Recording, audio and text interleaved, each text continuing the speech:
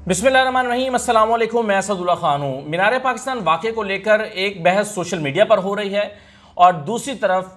जो इदारे हैं वो अपना काम कर रहे हैं, अदालतें अपना काम कर रही हैं, मुल्ज़िमान को अदालतों में पेश किया जा रहा है, फैसले हो रहे हैं, पुलिस अपना काम कर रही है, तफ्तीशी टीम अपना काम कर रही है, प्रोसिक्यूशन के पेश नज़र कुछ और इंपॉर्टेंट चीज़ें हैं। तो सब इदारे अपने अपने तौर पर काम कर रहे हैं और दूसरी तरफ सोशल मीडिया पर बहस भी जारी है। सोशल मीडिया पर जो बहस हो रही है, जिन निकात पर ज़्यादा गुफ्तगू हो रही है, उस पर हमने कल बहुत तफसील से बात की थी, लेकिन आज मैं आपके साथ शेयर करना चाहता हूँ कि अदालत में आज क्या हुआ है, क्योंकि एक से ज़्यादा इवेंट्स आज अदालत में हुए हैं। तो मैं आपके साथ ये शेयर करना चाहता हूँ कि मुल्ज़िमान को अदालत में लाया गया तो क्या हुआ, मुल्ज़िमान का मीडिया को देखकर क्या कहना था, उन्होंने क्या शोर मचाया, और इसके साथ साथ जो कुछ लोग पेरेंट्स आ गए आज अदालत में, उन्होंने कहा कि हमारे बच्चे का नाम तो ऐसे उठा के डाल दिया है, वो तो घर पे था, ये मुअम्मा कैसे हल होगा, इसका रास्ता क्या है। और इसके साथ साथ आज प्रोसिक्यूटर ने एक तफ्तीशी अफसर को ख़त लिखा है, उस ख़त में कौन से इंपॉर्टेंट पॉइंट्स रेज किए गए हैं, और फिर जो मरकज़ी मुल्ज़िम है शहरोज़ सईद,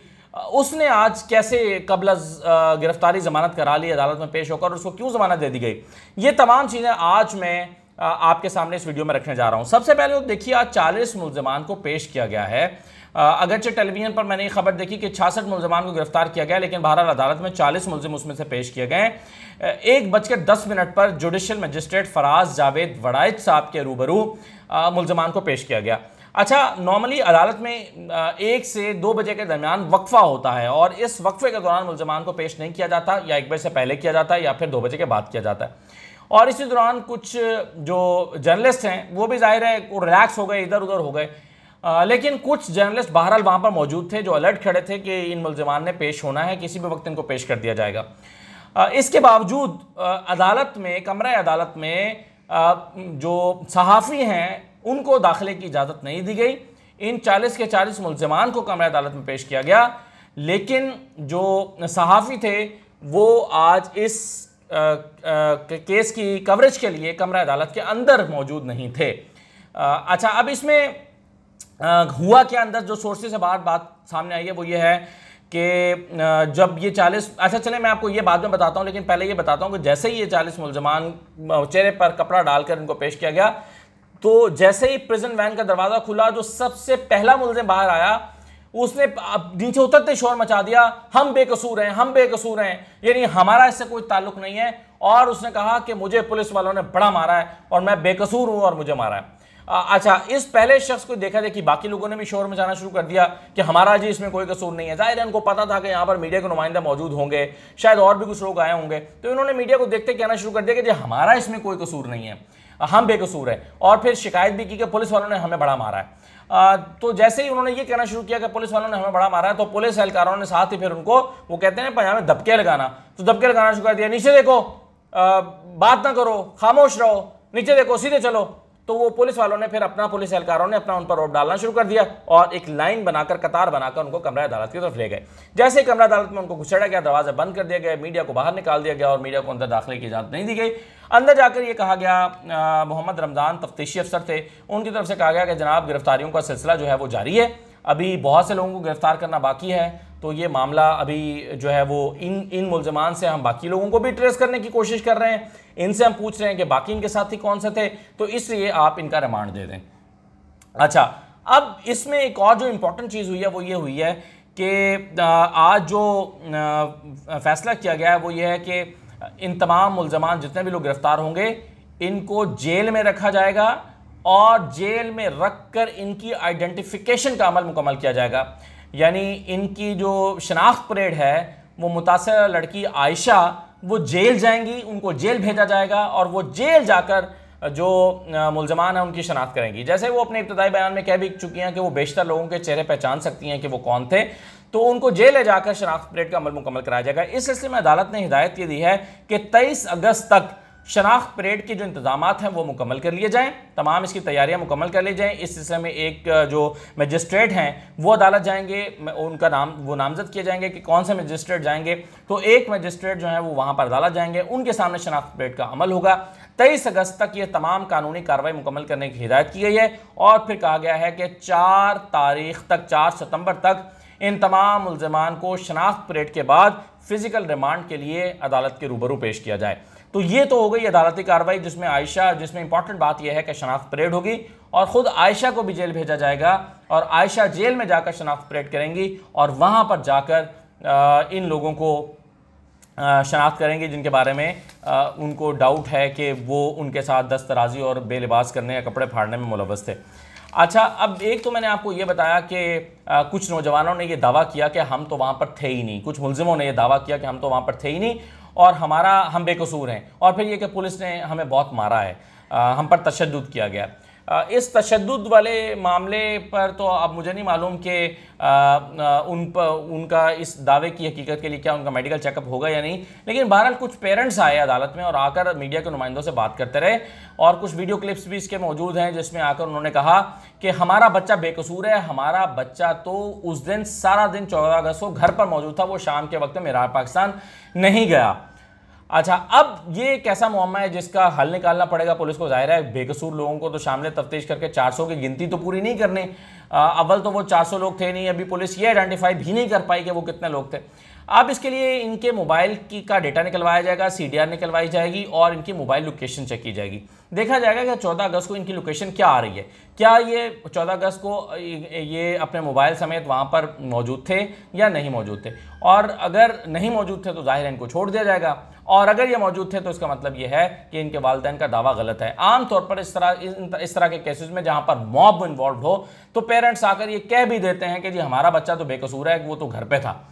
लेकिन इस दावे की हकीकत जानने के लिए अब ये फैसला हुआ है कि इनकी CDR निकलवाई जाएगी और इनकी मोबाइल लोकेशन चेक की जाएगी और चेक किया जाएगा कि ये लोग वहाँ पर मौजूद थे या नहीं। यह आज इंपॉर्टेंट एक फैसला हुआ है। दूसरा एक इंपॉर्टेंट चीज़ ये हुई कि शहरोज सईद जिसको मरकजी मुलजिम समझा जाता है, मरकजी मुलजिम से मुराद ये नहीं है कि वो मास्टरमाइंड है, या मरकजी मुलजिम इसलिए मैं उसके लिए लफ्ज़ इस्तेमाल कर रहा हूँ, आप चाहें तो ये लफ्ज़ इस्तेमाल ना करें, लेकिन वो बहुत ज़्यादा वीडियोज़ में नज़र आ रहा है और वो इस सारी कार्रवाई में आगे था। दस्तराजी में उस आयशा नामी लड़की के साथ जो मामला पेश आया उसमें उस मॉब को एक तरह से लीड करने वाला शख्स बन गया उस मौके पर, तो इसका नाम शहरोज सईद है और ये आज अदालत में ये गिरफ्तार नहीं हो सका था, इस तक पुलिस पहुंच नहीं पाई थी, ये रूपोश था और ये आज अदालत में अपीयर हो गया अपने वकील के जरिए से और इसने वहाँ पर अदालत में पेश होकर कहा कि उसको जो है वो ज़मानत कबल गिरफ्तारी दी जाए। वकील ने मौक़िफ़ ये इख्तियार किया अदालत के रूबरू, एडिशनल सेशन जज मोहम्मद सईद साहब थे, उनके रूबरू पेश होकर ये कहा कि मुलजिम जो है ये शामिल तफ्तीश होना चाहता है, शामिल तफ्तीश होकर हक़ाइक़ बयान करना चाहता है, अपना मौक़िफ़ वाज़े करना चाहता है, इसको गिरफ्तार ना किया जाए। तो फिर एडिशनल सेशन जज मोहम्मद सईद साहब ने शहरोज सईद को 3 सितंबर तक उसको गिरफ्तारी से रोक दिया और उसकी ज़मानत दे दी। 3 सितंबर तक अब उसको गिरफ्तार नहीं किया जाएगा, लेकिन वो इस दौरान में पुलिस के सामने पेश होकर शामिल तफ्तीश हो जाएगा। तो ये शहरोज सईद के बाकी के हवाले से जो था कि जी इसको गिरफ्तार क्यों नहीं किया गया, तो उसके हक़ाइक़ सामने है। अब जो सबसे इम्पॉर्टेंट चीज़ है आखिर में वो आपके सामने रख देता हूँ, और वो है कि इस मामले की तफ्तीश के लिए रुख क्या अख्तियार किया जाएगा। जाहिर है किसी भी केस में चालान बड़ा इंपॉर्टेंट होता है और चालान जो है वो तफ्तीशी टीम तैयार करती है और प्रोसिक्यूशन इसको अप्रूव करती है और फिर वो अदालत में पेश होता है। तो उस चालान को कि वो कॉम्प्रिहेंसिव चालान हो, तो प्रोसिक्यूटर की तरफ से फारूक हसनात साहब हैं, फारूक हसनात साहब ने तफ्तीशी अफसर को ख़त लिखा है और उस ख़त में हिदायत जारी की हैं कि चालान तैयार करने के लिए क्या क्या इंपॉर्टेंट इकदाम किए जाएं। अब वो क्या हिदायत जारी किए हैं, उसमें तो सबसे पहले तो कहा गया कि मुतासरा लड़की के जो फटे कपड़े हैं उनको कब्जे में लिया जाए। अच्छा, ये क्यों कब्जे में लेने का कहा गया है? जाहिर है उसे फॉरेंसिक करने में मदद मिलेगी, DNA मैच करने में शायद मदद मिलेगी, तो उससे जो बाकी लोग मुलजमान हैं उनका जो है वो उसको चेक किया जाएगा कि उनका DNA उनके कपड़ों पर मौजूद तो नहीं है। तो मुतासरा लड़की के फटे कपड़ों को कब्जे में लेकर चालान का उसकी रिपोर्ट जो है वो चालान का हिस्सा बनाने की हिदायत की गई है। कहा गया कि इसके कपड़े फ़ौरन तहवील में ले लिए जाएँ। दूसरा ये है कि लड़की के मीनार पाकिस्तान चौक में एंट्री का टाइम लिखा जाए कि ये कितने बजे मीनार पाकिस्तान चौक में एंटर हुई और उसके लिए सेफ सिटी कैमरों से मदद ली जाएगी। फिर कहा गया कि पुलिस फाइल में जाए वक़ुआ का नक्शा बनवाया जाए कि जहाँ पर ये वाक़या पेश आया उसके राइट साइड पर ये है, उसके लेफ़्ट साइड पर ये है, सामने एक सड़क है, पीछे जो है वो बाज़ार है या लारी अड्डा है, तो उसका पूरा एक नक्शा बनवाया जाए कि जहाँ पर ये वाक़या पेश आया उसका मैप क्या है। तो ये चालान को ये चीज़ें सपोर्ट करती हैं और स्ट्रॉन्ग करती हैं। फिर कहा गया कि लड़की के साथ आने वाले लड़कों के बयान को कलमबंद किया गया है। कल की वीडियो में मैंने कहा था कि जो रैम्बो और उसके बाकी साथी हैं उनका बयान लेना या उनको शामिल तफ्तीश करना बहुत ज़रूरी है, पता चले ये प्लानिंग क्या हुई, कैसे हुई, इस प्लानिंग का मकसद क्या था, यहाँ पर आकर मीटअप का क्या प्लान था, और क्या सिर्फ मीटअप का प्लान था या उसके जो कहा जा रहा है कि ये प्लांटेड ड्रामा था, तो ये प्लांटेड ड्रामे की हकीकत जो है उसको चेक किया जा सके। इस सिलसिले में जो है वो जो लड़की के साथ आने वाले जो लड़के थे, उसके टीम मेंबर्स थे, उन सब का बयान कलमबंद करने का भी कहा गया है और उसको चालान का हिस्सा बनाने का कहा गया। फिर कि मुतासरा लड़की की सोशल मीडिया पर वायरल वीडियोस का भी फॉरेंसिक करवाया जाए कि ये वीडियोस सही भी हैं या गलत हैं।